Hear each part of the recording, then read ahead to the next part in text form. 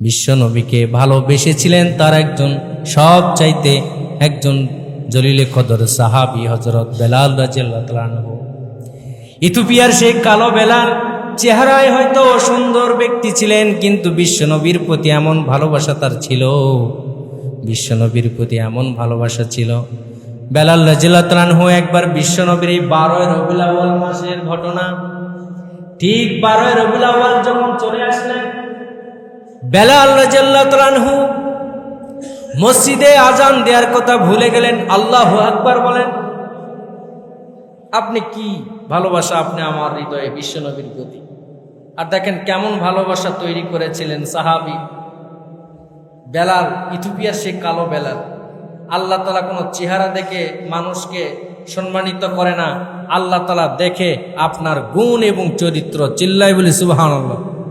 কাল কিয়ামতের ময়দানে কোনো চেহারা দেখে, কোনো মাল দেখে, দৌলত দেখে, অ্যাটিটিউড দেখে, স্ট্যাটাস দেখে কোনো বিচার করা হবে না, শুধু তার হৃদয় মন মানসিকতা দেখে বিচার করা হবে। কথা বলুন ঠিক কিনা ভাইরা আমার? তেমনি চরিত্রের অধিকারী ছিলেন বেলাল। বেলাল রাদিয়াল্লাহু তাআলা আনহু এই 12 রবিউল আউয়াল মাসে একবার আজান দিতে ভুলে গেলেন। সাহাবীরা প্রশ্ন করলেন, বেলাল তুমি আজান দাও না কেন? তুমি আজান দাও না কেন? তুমি কেন আজান দিলে না? আজান তো তোমাকে দেওয়ার কথা, তুমি কেন আজান দিতে ভুলে গেলে? বেলাল নম্র হৃদয় এবং দুঃখ ভরা হৃদয় নিয়ে অনেক কষ্ট অনুভব করে বেলাল এই বিশ্বনবীর কথা মনে পড়ে গিয়েছে। যেই মদিনায় আমার, যেই মসজিদে নবীতে বিশ্বনবী, আমি আজানের পরে ইমামতি করার লোক নাই, সেই আজানটাই আমি অটোমেটিকলি দিতে ভুলে গিয়েছি। চিল্লাই বলি সুবহানাল্লাহ। এমনকি শুধু তাই নয়, ইতিহাসের বর্ণনা, বিশ্বনবীর সিরাতের বর্ণনা, হযরত আবু বকর রাদিয়াল্লাহু তাআলা আনহু বেলাল রাদিয়াল্লাহু তাআলা আনহুকে হাতটা ধরে সেখান থেকে ওঠানোর পরে বেলালকে বললেন, বেলাল বিশ্বনবীর প্রতি ভালোবাসা তো আমারও রয়েছে, তাই বলে আজান না দিলে তো চলবে না, মেহেরবানি করে আজান দাও। বেলাল এবার আবু বকর রাদিয়াল্লাহু তাআলা আনহুর কথা মতো এবার আজান দিতে শুরু করে দিলেন। আজান দিতে দিতে ঠিক আশহাদু আন্না মুহাম্মাদুর রাসূলুল্লাহ বলতে পারে নাই, আশহাদু আন্না বলে বেলাল ফিট খেয়ে মসজিদের মধ্যে পড়ে গেলেন। বেলাল চিৎপটাং হয়ে মসজিদে ঠাস করে যখন মসজিদের মধ্যে পড়ে গেলেন, সঙ্গে সঙ্গে বেলালের সেবায় অসংখ্য সাহাবী নিয়োজিত হয়ে গেলেন। কেমন ভালোবাসা ছিল আমার বিশ্বনবীর প্রতি একজন মুয়াজ্জিনের। আর আপনি আমি উম্মত হয়ে সেই নবীর প্রতি ভালোবাসা আমাদের নাই। আমাদের ভালোবাসা শুধু মোবাইলে আমাদের অবৈধ ভালোবাসা। কথা বলুন ঠিক কিনা? আরে আপনার নেতাকে যতটুকু ভালোবাসেন, আমি হলফ করে বলতে পারি, আপনি বুকে হাত দিয়ে বলতে পারবেন না আপনার বসকে যে পরিমাণ ভালোবাসেন, আপনার নবীকে ততটুকু ভালোবাসেন না। কথা বলেন ভুল না সঠিক? কথা বলবেন প্রিয় ভাইয়েরা আমার। আপনার একজন বসকে যে পরিমাণ মানেন, আশা করি বিশ্বনবীকেও ওই ওজন দিয়ে মানেন না। মানেন না ভাই। যদি মানতেন তাহলে তো ভালোবাসা থাকে। বর্তমান যারা ভালোবাসার বহিঃপ্রকাশ দেখায়, যারা জশ্নে জুলুস করতেছে, এই ভালোবাসার বেলালের ভালোবাসা সমান না ভিন্ন? সমান না ভিন্ন? এই যে বিশাল বড় একটা ভালোবাসার বহিঃপ্রকাশ দেখায়, হাটহাজারিতে বিশাল বড় মানুষকে কতল করে মেরে ছাত্রদেরকে, মাদ্রাসার ছাত্রদেরকে একবারে সারা জীবনের জন্য পৃথিবী থেকে চিরবিদায় দিয়ে দিল, অনেক বাচ্চাদেরকে একদম আহত করে রাখলো। বলেন তো এটা কি আমার বিশ্বনবীর ভালোবাসা? না, ঠিক বেলালের যে ভালোবাসা সেটা রিয়েলি ভালোবাসা। কথা বলুন কোনটা ভালোবাসা? বেলালের ভালোবাসা রিয়েলি ভালোবাসা। কথা বলুন ঠিক কিনা ভাইয়েরা আমার? এটা ভালোবাসা না। যেই ভালোবাসা আপনাকে বিশ্বনবীর হৃদয়ের আঘাতপ্রাপ্ত হবে, এই ভালোবাসা বিশ্বনবী চায় না। কথা বলুন ঠিক কিনা বেঠিক? এটা চাই নাই। বিশ্বনবী বিদায়ের পরে ঠিক যখন 12 রবিউল আউয়াল চলে আসতেন, ফাতেমা হৃদয়টা চুরমুচার হয়ে যেত।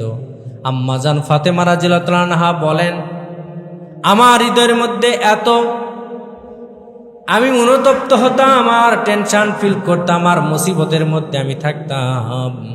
এই মুসিবতটা যদি পাহাড়কে দেয়া যাইতো, পাহাড় সঙ্গে সঙ্গে চূর্ণ বিচূর্ণ হয়ে টুটা ফাটা হয়ে জমিনে ধূলিসাৎ হয়ে যেত। আল্লাহু আকবার বলি। ফাতেমার বর্ণনা। আমার আব্বাজান যখন ইন্তিকাল করেন, ইন্তিকালের পরে আমার মুভমেন্টটা এমন হয়েছিল, ঠিক যেন আমার এই মুভমেন্টটা যদি আমি কোনো দিনকে যদি ভাগ করে দিতাম, দিনটা রাতের পরিণত হয়ে যেত। আলোকে দিলে আলোটা অন্ধকারের পরিণত হয়ে যেত। কোনো রকম আর আলোচ্ছন্ন হতো না। আমার হৃদয়টা এত ভেঙে গিয়েছিল, চুরমুচার হয়ে গিয়েছিল। আমার হৃদয়টা এত শোকাহত অবস্থায় হয়ে গিয়েছিল, মনে হয় পৃথিবীর সকল কষ্ট আমার হৃদয়ে এসে ভর করেছে। এমন কষ্ট হৃদয়ে ফাতেমা রাদিয়াল্লাহু আনহা নিয়ে এরকম আবেগ পেশ করেছেন। আপনি আমি উম্মত হিসাবে সেই বিশ্ব নবীর ভালোবাসা প্রকাশ করতে জানি না, কথা বলুন ঠিক কিনা। এটা আমাদের ভালোবাসা হৃদয়ে এখনো ফিল হয় না। শুধু খালি আমরা জিলাপি খাওয়ার মুসলমান, কথা কি ভুল বলেছি না সঠিক? আমরা শুধু বিশ্বনবীর সুন্নত খাওয়ার সুন্নত মানি, বাকি সুন্নত আর নাই। বাকি সুন্নত কি আমাদের হৃদয়ের মধ্যে নেই। দাড়ি রাখতে বললে অ্যালার্জি, চুলকানি, কত কি ইফেক্টেড আমাদেরকে করে কি করে না। আপনি এখনই মারা যাবেন, সর্বশেষ নবীর একজন উম্মত হিসাবে যে সুন্নতটা আপনার কবর পর্যন্ত যাবে, হাসর পর্যন্ত যাবে, মিজানের পাল্লা পর্যন্ত যাবে, সেটাই হচ্ছে বিশ্ব নবীর দায়মি সুন্নত। চিল্লাই বলি সুবহানাল্লাহ। এই সুন্নত তো আমরা রাখতে চাই না। অনেক যুবক ভাই দাড়ি কাটে ফেলে, আমি তাদেরকে বলবো দাড়ি কাটা যাবে না, সুন্নত রেখে দেন। ভাবতেছেন বিয়ে হবে না, পাত্রী পছন্দ করবে না। আমিও তো দাড়ি রেখেছি, আমার কি বিয়ে হয় নাই? কই, আমি তো দাড়ি রেখে বিয়ে করেছি, আমার কি বিয়ে হয় নাই? যেই যুবক ভাববে বিয়ে হবে না দাড়ি রাখলে হুজুর, ওই যুবকের জিম্মাদারি আমি নিয়ে নিলাম। আমি রহমতুল্লাহ হুজুরকে বলবে তার বিয়ে আমি দিয়ে দিব। আপনারা রাজি আছেন তো ইনশাল্লাহ? এই যুবকরা রাজি আছেন তো ইনশাল্লাহ? যেই যুবকের বিয়ে হবে না আমি দায়ভার নিব, দাড়ি রেখে দেন। যুবকেরা রাজি আছেন তো ইনশাআল্লাহ? দাড়ি রেখে দিবেন। বিশ্বনবী সাল্লাল্লাহু আলাইহি সাল্লামের চারিত্রিক 10টি গুণ ছিল চমৎকার। কথাটা আজকের খুতবার আলোচনায় রেখে আমি আজকের আলোচনা সমাপ্ত করে দিব। প্রিয় ভাইয়েরা আমার, বিশ্বনবীর সবচেয়ে চারিত্রিক গুণের মধ্যে নাম্বার 1 চারিত্রিক গুণ, বিশ্বনবীর নাম্বার 1 চারিত্রিক গুণ ছিল তিনি সর্বক্ষণিক, তিনি বিশ্ব নবীর মতন রহমাতাল লিল আলামিন পৃথিবীর জমিনে আর কখনো এরকম মানব আর পৃথিবীতে পদার্পণ করবে না। চিল্লাই বলি সুবহানাল্লাহ। বিশ্ব নবীর নাম্বার 1 চারিত্রিক গুণের মধ্যে যেটা ছিল, তিনি লজ্জাশীল ছিলেন। সুবহানাল্লাহ বলি। কেমন লজ্জাশীল বিশ্ব নবী ছিলেন? এইরকম লজ্জাশীল পৃথিবীতে কোনো পুরুষ, কোনো মানব এই পৃথিবীতে আসবে। তার কিছু স্যাম্পল আপনাদেরকে দিব, ইনশাআল্লাহ এক্সাম্পল দিব আপনাদেরকে।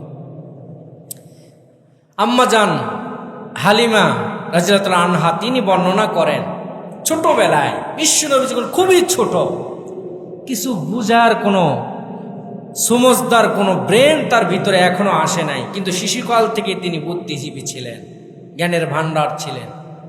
ছোট বাচ্চার ভূমিকা হয় কোনো কিছু খাইলে কান্না করে, কোনো কিছু চাইলে কান্না করে, দুধ পান করার ইচ্ছে হলে কান্না করে। কিন্তু বিশ্ব নবীর যখন ক্ষুধার্ত অবস্থায় ছিল তখনও কান্না করে নাই।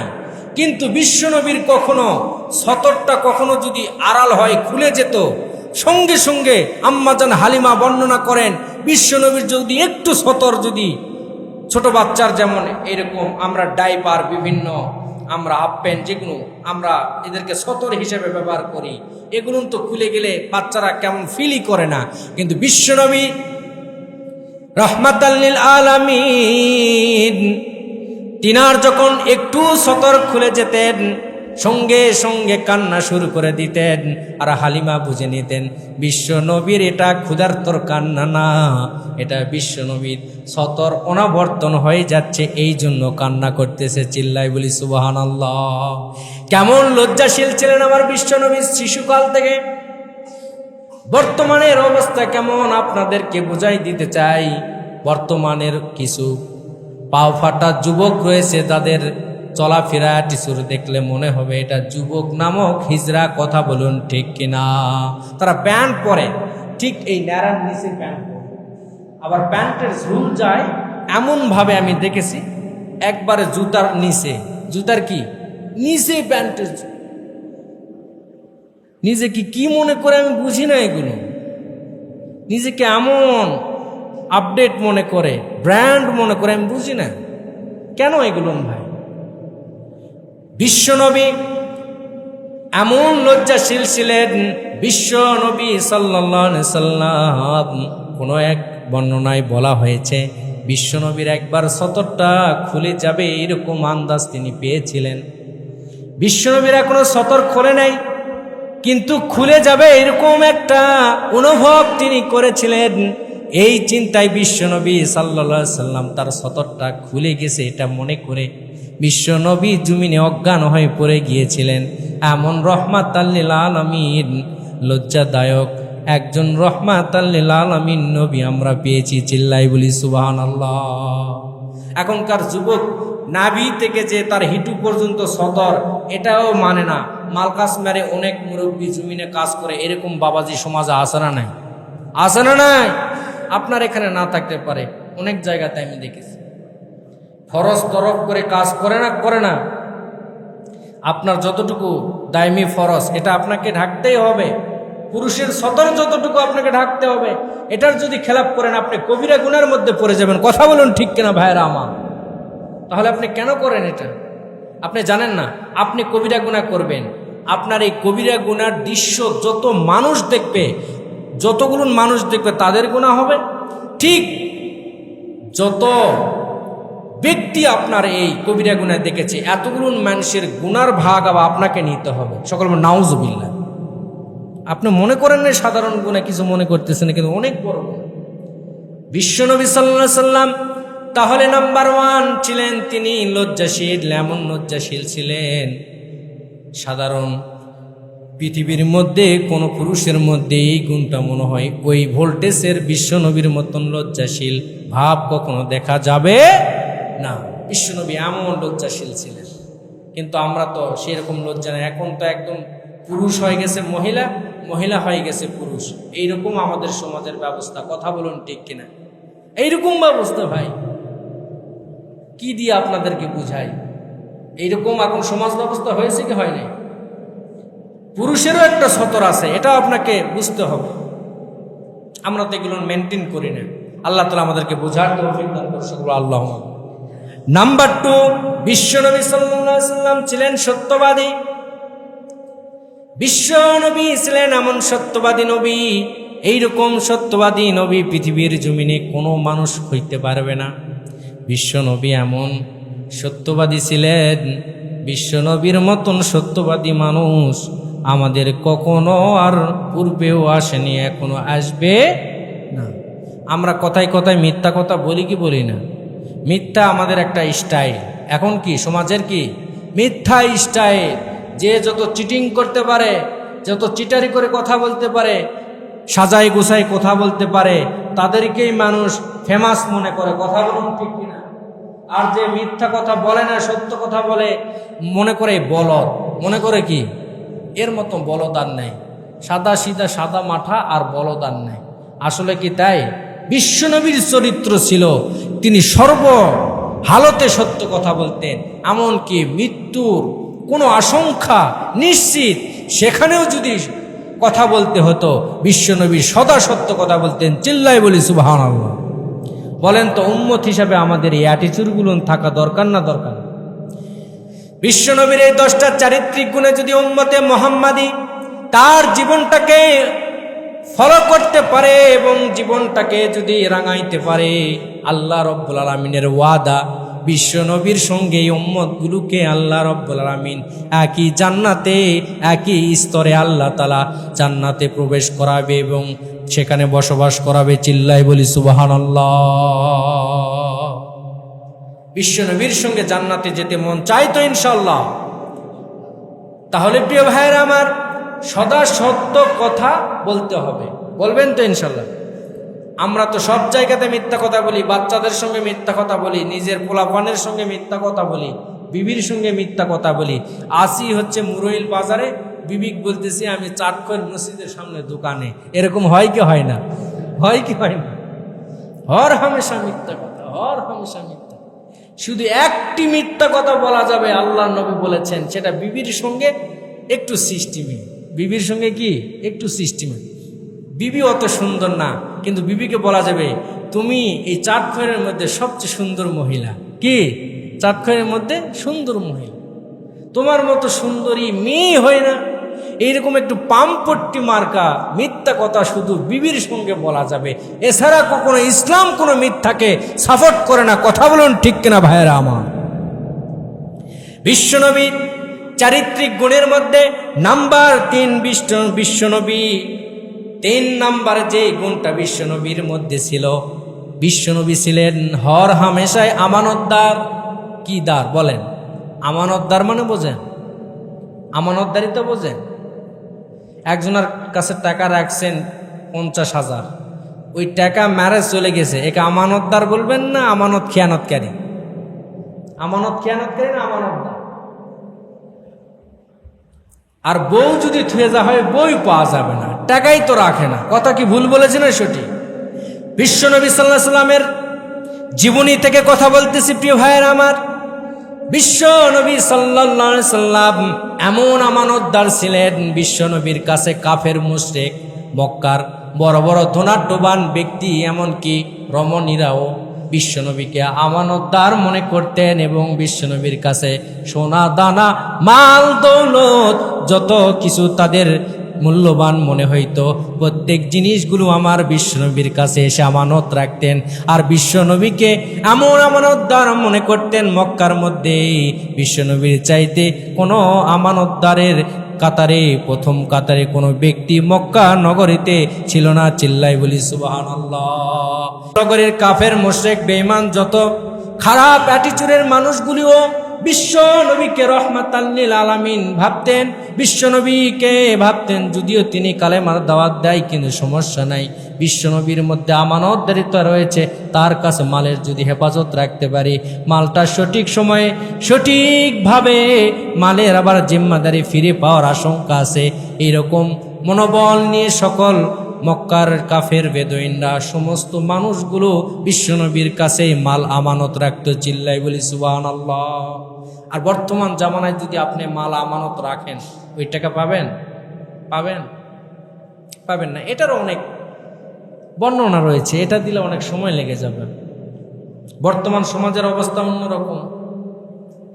যদি আপনি টাকা রেখে যদি আবার চাইতে যান, বলবে তুই টাকা লিবি ভালো কথা, 3 মাস আগে বলিস নি কেন? কই ও পাল্টা একটা ধমক দিবে। কথা বলুন ঠিক কিনা? অথচ আমানতদারিতার বিষয় বিশ্বনবী সাল্লাল্লাহু আলাইহি ওয়াসাল্লাম বলেছেন, যেই ভাঁজে, যেই কোয়ালিটিতে, যেই জিনিসটা আপনার কাছে আমানত রাখবে, একই সিস্টেমে ভাঁজও যেন উলট পালট না হয়, ওইভাবেই যদি ওই ব্যক্তিকে সঠিক টাইমে আপনি ফেরত দিতে পারেন, এটাই হবে বিশ্বনবীর সঠিক অ্যাটিটিউডে আমানতদারি। চিল্লাই বলি সুবহানাল্লাহ। কিন্তু আমরা সেটা করি না। 20 লাখ টাকা আপনার কাছে রাখলে মনে করেন মুরব্বী, আমি এই সিজন কি যাচ্ছে, এটা কিসের সিজন যাচ্ছে, এই সিজনে সে একটা ব্যবসা করে ফেলে দিয়ে এই টাকা দিয়ে যা লাভ হবে আমার ব্যক্তিকে টাকা ফেরত। এরকম হয়তো না, এটাও বিশ্বনবী সাল্লাল্লাহু আলাইহি ওয়াসাল্লাম করেন। নাম্বার 4, বিশ্বনবী সাল্লাল্লাহু আলাইহি সাল্লাম এমন ন্যায় বিচারক ছিলেন। বিশ্বনবী ন্যায় বিচারকের কাতারে পৃথিবীর মধ্যে শ্রেষ্ঠতম মানুষ ছিলেন। চিল্লাই বলি সুবহানাল্লাহ। ন্যায় বিচারক ছিলেন তিনি। ছেলে সন্তান হলেও তার কাছে কোনো যায় আসে না। যেটা বিচার, ন্যায় বিচার হিসেবে যেটা করা দরকার, আমার বিশ্বনবী সাল্লাল্লাহু আলাইহি ওয়াসাল্লাম কোনো সাহাবীকেও ছাড় দেয় নাই। তিনি তার হায়াতের জিন্দেগিতে ন্যায় বিচার করে উম্মতে মুহাম্মদীকে শিখাই দিয়ে গেছে। উম্মতে মুহাম্মদী পৃথিবীর কিয়ামতের আগ পর্যন্ত তোমরা এইভাবে ন্যায় বিচার করবে, ইনসাফের বিচার করবে, দেখবে তোমার ভালাই ফল তুমি নিজেই পেয়ে যাবে। চিল্লাই বলি সুবহানাল্লাহ। বর্তমান জামানার কি এই অবস্থা আছে? টাকা দিলেই বিচার ঘুরে যায়, এরকম হয় কি হয় না? আপনি অপরাধী, কোর্টে যায় মেরে দিলেন টাকা, আপনি হয়ে গেলেন নির্দোষ, আর যে হচ্ছে নির্দোষ সে হয়ে যাবে দোষী। এরকম সমাজ ব্যবস্থা আমাদের আছে না? নাই আছে। আরে মাতব্বর এক পেক বিড়ি দিলে সমাজের বিচার ঘুরে যায়, এরকম মাতব্বর এলাকাতে আছে না? নাই। চা খিলাইছে, নাস্তা খিলাইছে, আর বলছে 50,000 টাকা বিচারটা ঘুরে দিতে হবে। মাতব্বর আর হাসর মিজাল ফুলসিরাত কবর কিছু ভাববে না, কবে তুই নির্দোষ বাবা, তুই ধর্ষণ করিস নি বাবা, তুই কোনো ধর্ষণ নাই, তুই একদম নির্দোষ, তোর মতন ছেলেই হয় না। কথা বলেন ঠিক কিনা? আজকালকার সমাজের বাংলাদেশের যে অবস্থা, প্রত্যেকটা ইউনিটে, প্রত্যেকটা ইউনিয়ন, প্রত্যেকটা জেলা, প্রত্যেকটা থানা, প্রত্যেকটা বিভাগে আপনি তল্লাশি করে দেখবেন, আমাদের সমাজে যদি সেই বিশ্বনবীর মতন ন্যায় বিচারক হিসাবে যদি প্রত্যেকটা উম্মতে মুহাম্মদী যদি বিচার করতেন, আমাদের সমাজ থেকে এত খুন খারাপি, ধর্ষণ, রাহাজানি থাকতো না। কথা বলুন ঠিক কিনা ভাইয়েরা আমার? কোরআন দিয়ে কোনো বিচার করা হয় না, এই সমাজে সব বিচার হয় দুর্নীতিভাবে, আবু জেহেলের মতো। কথা বলুন ঠিক কিনা ভাইয়েরা আমার? সম্মানিত হাজিরিন, এই জন্য এখনো যারা সমাজের বিচার ব্যবস্থায় রয়েছেন, সতর্ক হয়ে যান। কবরে যেতে হবে কি হবে না? সাবধান হয়ে যান। বিশ্বনবীর আটি চুরে বিচার করবেন, দেখবেন আল্লাহ আপনাকে সম্মানিত করে দিবে। চিল্লাই বলে সুবহানাল্লাহ। বিশ্বনবী সাল্লাল্লাহু আলাইহি সাল্লামের 5 নম্বর যে গুণ ছিল, সেটা হলো সুন্দরভাবে কথা বলতেন। বিশ্বনবী সাল্লাল্লাহু আলাইহি সাল্লাম অনেক সুন্দরভাবে, মিষ্টিভাবে কথা বলতেন। আমরা তো এইভাবে কথা বলি না। আল্লাহ যেন আমাদেরকে সকলকে সুন্দরভাবে কথা বলার তৌফিক দান করে, সকল আল্লাহুম্মা আমিন। বিশ্বনবী সাল্লাল্লাহু আলাইহি সাল্লামের 6 নম্বর যে গুণ ছিল, তার মধ্যে ছিল বিশ্বনবী সাল্লাল্লাহু আলাইহি সাল্লাম একজন আদর্শ স্বামী হিসাবে মডেল ছিলেন। চিল্লাই বলি সুবহানাল্লাহ। আমি সংক্ষেপে বলতেছি, বিশ্বনবী সাল্লাল্লাহু আলাইহি সাল্লামের স্বামী হিসাবে পৃথিবীর মধ্যে সেরা স্বামী। চিল্লাই বলি সুবহানাল্লাহ। 7 নম্বরে বিশ্বনবী ছিলেন একজন নানার কাতারে, নানার আটিচুরে একজন সম্মানিত শ্রেষ্ঠতম নানা। কেউ যদি শ্রেষ্ঠতম নানা হতে চায়, সে যেন আমার বিশ্বনবীর আটিচুরটা ফলো করে দেখে, সে যেন বিশ্বনবীর জীবনীটা ফলো করে দেখে, তাহলে আদর্শবান নানা হইতে পারবে। চিল্লাই বলি সুবহান। 8 নম্বর হচ্ছে, কেউ যদি রাষ্ট্রনায়ক হইতে চায়, তাহলে যেন আমার বিশ্বনবীর জীবনীটা ফলো করে দেখে। আমার বিশ্বনবী সাল্লাল্লাহু আলাইহি সাল্লাম পৃথিবীর মধ্যে সেরা রাষ্ট্রনায়ক ছিলেন। বিশ্বনবীর আটিচুরে এত সুন্দরভাবে ছিল, এত সুন্দরভাবে রাষ্ট্র পরিচালনা করেছিল। পৃথিবীতে এত সুন্দরভাবে সুশাসন করা রাষ্ট্রনায়ক পৃথিবীতে আর কখনো আসবে না। চিল্লাই বলি সুবহানাল্লাহ। বিশ্বনবী সাল্লাল্লাহু আলাইহি সাল্লামের 9 নম্বর বলতেছি, বিশ্বনবী সাল্লাল্লাহু আলাইহি সাল্লামের পুরা আটিচুরটা, পবিত্র কোরআনটাই হচ্ছে তার জীবন্ত মুআজিজা। চিল্লাই বলি সুবহানাল্লাহ। বিশ্বনবী সাল্লাল্লাহু আলাইহি সাল্লামের নাতি এইরকমভাবে মসজিদে এসে বিশ্বনবী সাল্লাল্লাহু আলাইহি সাল্লাম সলাতে দাঁড়ায় গিয়েছে, সলাতে সেজদায় চলে গেছে। নাতিরা এসে তার ঘাড়ের মধ্যে বসে ঘোড়া বানায় দিয়েছে। বলেন তো, আমাদের মসজিদে যদি এরকম বাচ্চারা যদি মাথায় বসা তো দূরের কথা, শুধু চিল্লায়, আমাদের অ্যাটিটিউড কেমন হবে?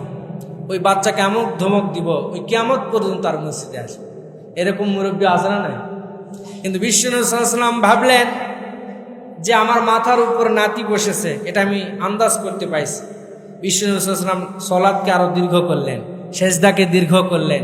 আল্লাহ তাআলা জিবরাইলকে বললেন, আমার বন্ধুকে কানে ইলহাম জানায় দাও, তার নাতি যতক্ষণ তার ঘাড়ে বসে আছে সে যেন তার সেজদাটাকে লম্বা করে, যতক্ষণ সেজদায় থাকবে আল্লাহ তাআলা ওই সেজদার দীর্ঘ সওয়াব তার আমলনামায় দিয়ে দিবে। চিল্লাই বলি সুবহানাল্লাহ। নাতিকে ভালোবাসতে হবে, ছোট বাচ্চাদেরকে ভালোবাসতে হবে, এগুলো না আমরা করি না। আল্লাহ রাব্বুল আলামিন বিশ্বনবীর চারিত্রিক গুণে আমাদের জীবনটাকে সাজানোর তৌফিক দান করুন, সকল আল্লাহুম্মা আমিন। সম্মানিত হাজিরিন, সময় নেই বেশি, নাসর আরো সুন্দরভাবে আমি এখনো মূল আলোচনা ঢুকতেই পারি নাই। বিশ্বনবীর সিরাতের আলোচনায়, মূল আলোচনায় ঢুকতে পারে নাই। শুধু বিশ্বনবীর চারিত্রিক গুণের মধ্যে থেকে 10টি গুণ আপনাদেরকে বলেছি। আল্লাহ রাব্বুল আলামিন এই বিশ্বনবীর উম্মত হয়ে আমরা যেন কবরে যাইতে পারি এবং বিশ্বনবীর শাফাআত নিয়ে কাল কিয়ামতের ময়দানে আমরা যেন বিশ্বনবীর সঙ্গে জান্নাতে যেতে পারি। আমরা রাজি আছি তো ইনশাআল্লাহ? কারা কারা বিশ্বনবীর উম্মত, খাস উম্মত হতে চান, একটু হাত তুলে আল্লাহ তাআলাকে দেখায় দেন। আল্লাহ এই হাতগুলোকে কবুল করে নাও, সকল আল্লাহুম্মা আমিন। আল্লাহ তাআলা এই হাতগুলোকে কবুল করুন, সবাই আল্লাহুম্মা আমিন।